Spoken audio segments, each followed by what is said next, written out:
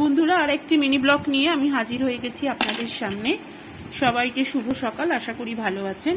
আজকে মেয়ের পেন্সিল বক্সটা আমি একটুখানি গোছাবো। দেখুন, পেন্সিল বক্সটা কিছুই না, এটা মানে ওর ডান্সের টিচারের ওখানে পিকনিক হয়েছিল এই ডিসেম্বর মাসে, তো সেখান থেকে গিফট পাওয়া এই পেন্সিল বক্সটা। এখানে দেখুন একটা পাজল টাইপের আছে, আর এখানে ও নিজে কিছু ওই কাগজ কেটে ক্রাফট টাইপের করেছে। তো এরকম তিনটে পেয়েছিল, পিঙ্ক, সবুজ আর একটা মনে হয় গ্রিন। তো এটাকেই এখনো ইউজ করছে। তো জানি না কিভাবে আপনারা দেখতে পাচ্ছেন বা পাবেন, আমাকে নিজেকেই ফোনটা ধরে করতে হচ্ছে। এই একটা রুলার প্রথমে রাখলাম, এই দেখুন পেন রাখলাম দুটো, তিনটে পেন রাখলাম।